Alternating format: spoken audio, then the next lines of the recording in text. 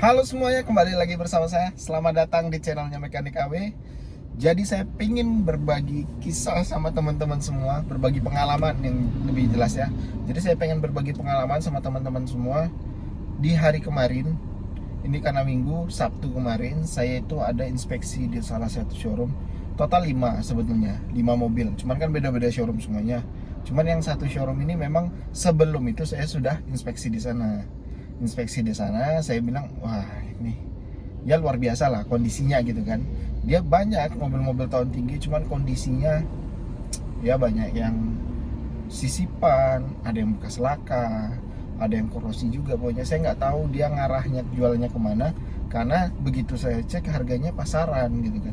Harganya yang dia jual itu harga mobil di sesuai pasaran lah gitu kan.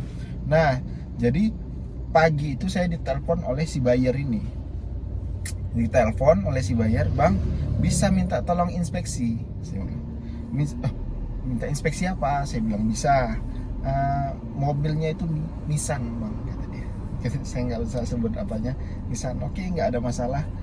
Lokasinya di mana? Soekarno Hatta. Nama showroomnya bla bla bla bla bla gitu kan. Aduh, saya udah terdetak. Aduh, kemarin ngecek di sana nggak bagus gitu kan. Oke, nggak apa-apa bang, coba dikoordinasi sama pihak showroomnya. Saya bilang, saya boleh nggak ngecek ke sana? Saya bilang, oke, emang ada bang yang larang? Coba aja tanyain gitu. Jadi begitu dia tanya, ternyata nggak boleh. Saya itu nggak boleh inspeksi di sana. Loh, nggak boleh bang sama mereka. Jadi gimana? Tapi kalau bawa ke bengkel resmi boleh. Nah ini saya nggak, oh berarti mobilnya bagus. Saya berpikiran ke sana, berarti mobilnya bagus, dia memang sensitif sama konten-konten yang saya bikin di TikTok, Facebook maupun YouTube. Oke, nggak ada masalah bang, berarti bagus itu kalau dia berani bawa ke bengkel resmi. Cuman si buyer ini pengennya tetap saya yang inspeksi ke sana. Waduh, kalau kayak gitu saya nggak ikut campur bang. Coba abang tukar pikiran lah sama pihak showroom yang saya bilang gitu kan. Setengah jam kemudian dia nelfon saya, bang sudah boleh ngecek sana. Yakin bang? Yakin katanya. Nah setelah dicek, ini video hasil pengecekannya. Bagian kolong aja ya, yang lain-lain gak usah. Ini bagian kolong saya kasih sama teman-teman. Nah, bisa dilihat itu bagian yang hitam-hitam itu adalah korosi yang ditutupi sama cat pilok. Habis itu ada korosi juga di bagian lantai. Itu sudah dilas, ditempel. Bagian sana lebih banyak lagi sebenarnya. Cuman saya hanya kasih video yang situ aja. Kalau kalian saya kasih yang ke sana, pasti ketanda.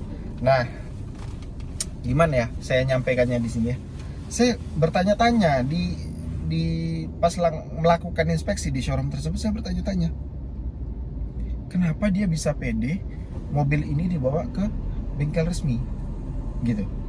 Sedangkan dicek ibaratnya nggak usah lah saya. Mungkin si bayarnya pun kalau ngecek sendiri gitu, ngelihat kolongnya bekas korosi kayak gitu. Habis itu kondisi di tulangan itu memang bekas gimana ya, keriting, bekas repair gitu. Jadi memang dia bekas repair, keriting. Terus kemudian cat itu body ya, bagian body itu dempulnya itu sudah tebal. Saya thickness itu ya, itu nggak ada yang 0, lagi udah nggak ada. 1 mili, 1,5 mili, sampai 2 mili, sampai ada yang error. Tebalnya minta ampun. Jadi di ketok itu catnya tebal. Jadi berpikir saya itu malah, kok dia pede bawa mobilnya ke bengkel resmi, sedangkan saya nggak boleh ngecek mobilnya gitu kan. Akhirnya saya ya udahlah, saya rekam gitu kan, rekamannya semua saya laporkan apa yang saya temukan. Oh mungkin harga mobilnya di bawah pasaran, saya pikir itu. Nah ternyata setelah saya tanya sama si buyer ini, bang harganya berapa? Dia buka 125 nih. Saya bilang, ini harga pasaran mobil. Setelah saya scroll, ini harga pasaran mobilnya. Kok dia jual harga pasaran, kondisi mobil seperti itu? Dan yang jadi pertanyaan, kalau saya ngecek nggak boleh, tapi dibawa ke bengkel resmi nggak boleh. Jadi pertanyaan besar juga, kenapa dia bisa pede ke sana sedangkan saya nggak pede? Mungkin saya berpikirnya mungkin di sana ada kenalannya, atau ada adiknya, atau ada ini ada itu, sedangkan saya nggak boleh ngecek. Tapi real loh, apa yang saya temukan itu memang gimana ya, ya kondisinya acakan lah, nggak ada yang rapi satupun. Saya bisa pastikan memang mobil second itu ada plus minusnya, ada baik buruknya. Terus kemudian kalau dibilang sama teman-teman semua, bang namanya juga mobil second, pasti ada kurangnya. Betul, saya juga beli mobil second, ada kurangnya juga, tapi kurangnya itu bisa ditoleransi. Nah kalau yang seperti itu yang nggak bisa ditoleransi, masa mobil bekas laka, sisip di banyak tempat, habis itu bawahnya korosi, dijual dengan harga pasaran. Kalau di bawah harga pasaran nggak ada masalah menurut saya, tapi kalau dijual dengan harga pasaran itu yang jadi masalah. Kasihan yang beli, dia keluar duit banyak, dia keluar duit untuk perbaikan lagi, dapatnya mobil yang nggak segar itu. Mobil second banyak yang bagus, saya banyak kok jumpa di showroom ya yang ada di Pekanbaru, banyak saya jumpai showroom itu yang jual mobil bagus-bagus itu banyak. Nah satu lagi pertanyaan dari teman-teman, bang kenapa nggak langsung di spill aja nama showroomnya biar yang lain nggak kejebak? Gini, saya itu sudah banyak konsultasi sebelum bikin konten kayak gini ya. Ini kan konten yang menyinggung banyak pihak sebenarnya. Saya sadar di sana. Cuman di hasil konsultasi saya sama teman yang paham dengan hukum itu, dia bilang selagi tidak menyebut nama, selagi tidak menyertakan identitas dari suatu objek tertentu, nggak ada masalah dan nggak ada yang bisa jadikan tidak pidana, pokoknya nggak bisa dilaporin gitu kan. Tapi gimana saya mau kasih edukasi sama teman-teman semua, saya tanya gitu sama teman-teman, dengan ibaratnya dengan saya bikin video hati-hati, cara ngecek mobil bekas laka, cara ngecek mobil bekas banjir, cara ngecek mobil korosi lain sebagainya, itu sudah memperingatkan. Jadi gini ya, sama kayak kita, hati-hati jangan lewat sana, di pohon beringin itu ada kuntilanak. Saya ingatin sama teman-teman semua, saya nggak bilang nih pohon beringin ada 10 di sana, pohon beringin itu ada 10 berderet, tapi saya bilang di pohon beringin sana ada kuntilanak.